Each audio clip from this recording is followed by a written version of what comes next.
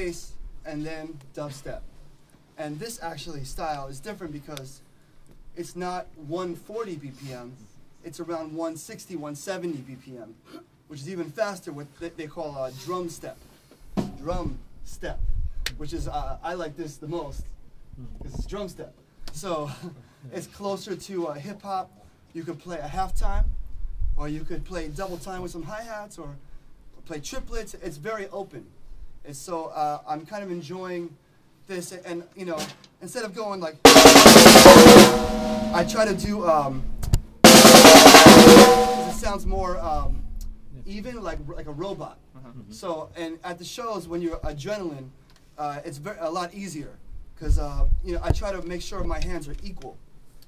So you know, Billy Cobham is an influence of mine, because his style is ambidextrous. So an exercise that I like to do to build the hands is sort of the mirror image exercise, which is like, so maybe you take a foot of samba. Let's do this. 1, 2, 3, 4, 1, 2.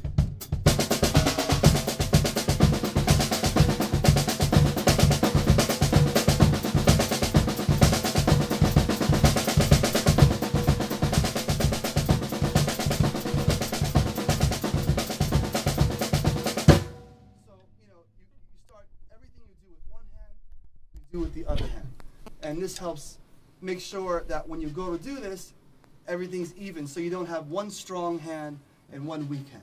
That's how most drummers, and the way I grew up, it was you know, the jazz tradition. You play this, and this just does a little bit stuff, or you're doing a lot of right hand. So I like to make sure hands are even.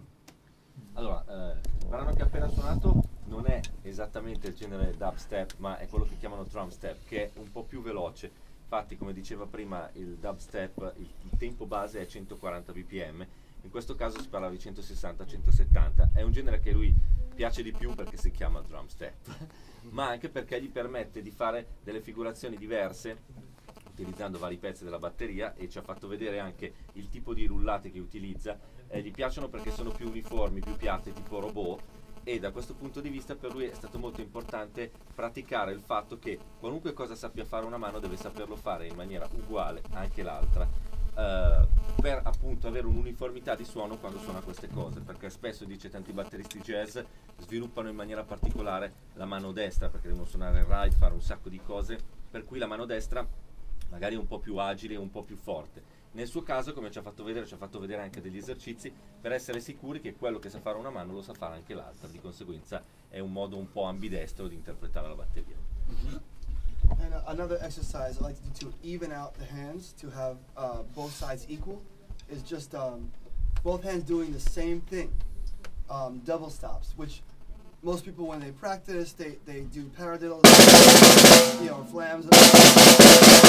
But what I like to do to get my hands before a show is just 16th notes with different accents with both hands. So say you take the New Orleans foot pattern.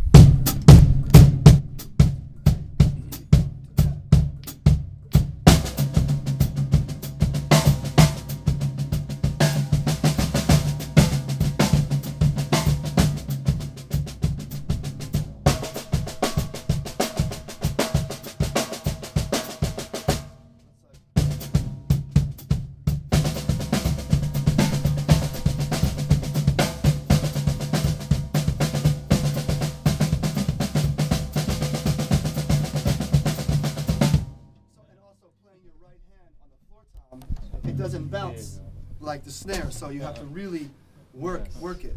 So it's a good exercise, and I need to do more because I'm feeling very sloppy right now.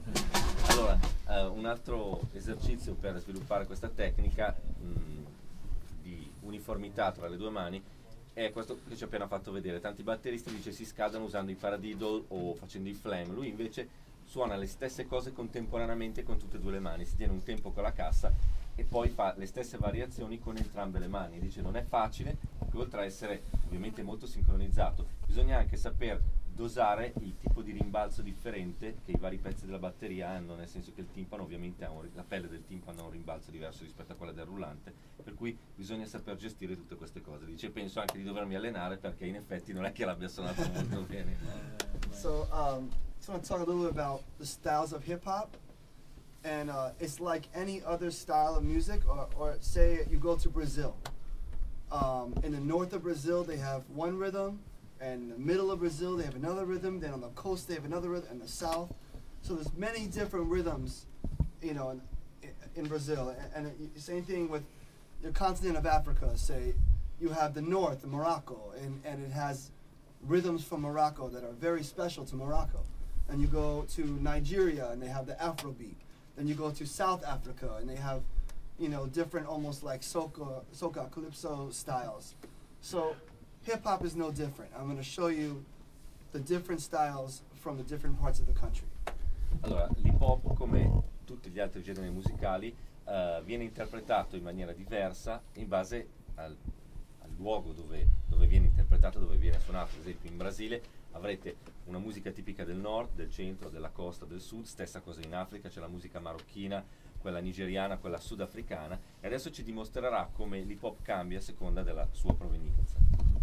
So, you know, the New York style is based off go-go, so it's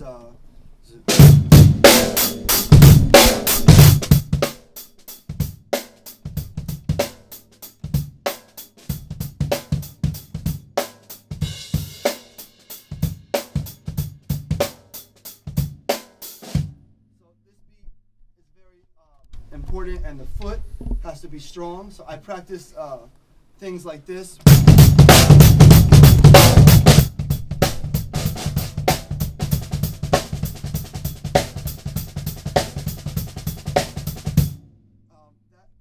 That sort of exercise, and also playing straight 16ths with the foot.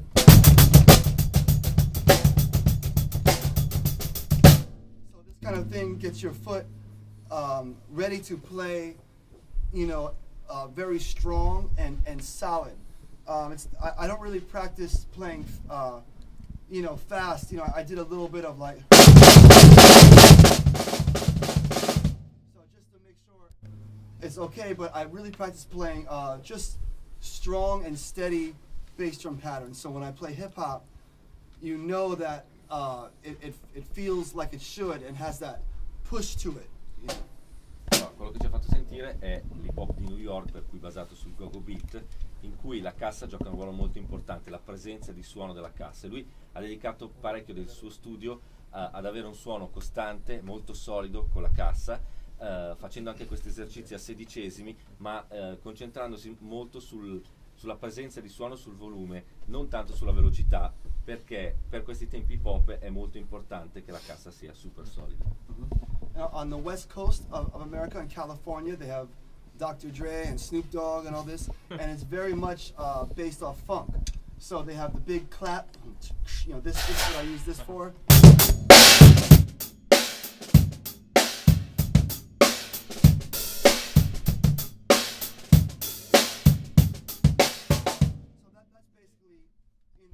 A lot of the West Coast styles come from this, and then in the South they have sort of drum machine based style, which is very slow but with the double time hi-hat. It's a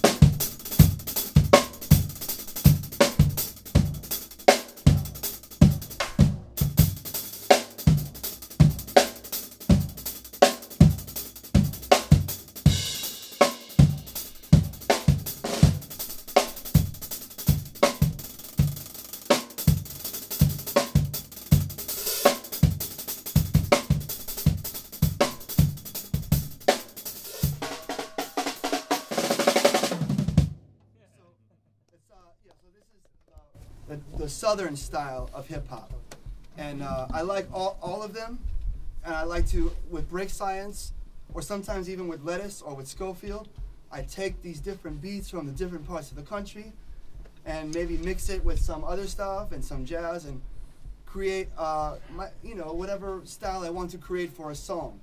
So it has its own flavor, its own style.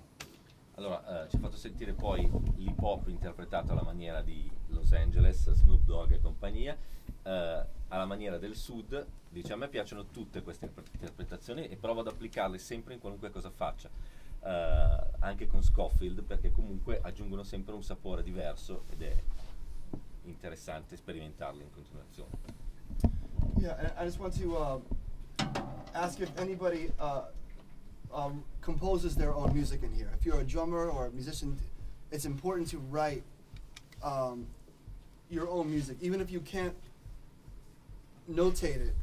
Yeah, you should get on a computer or a keyboard and just record your ideas, because this is where you will start to grow as a musician. And my idol growing up was Quincy Jones, and he was a great trumpet player who played jazz with many people, and then he found this guy Michael Jackson and made him the greatest records of all time, you know, some of the greatest records of all time.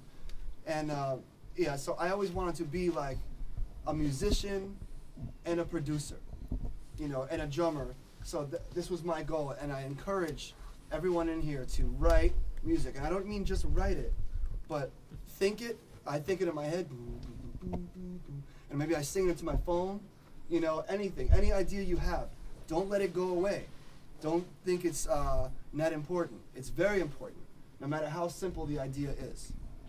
Allora, voleva chiedervi quanti di voi compongono musica propria dentro qui, perché pensa che sia una cosa assolutamente importante.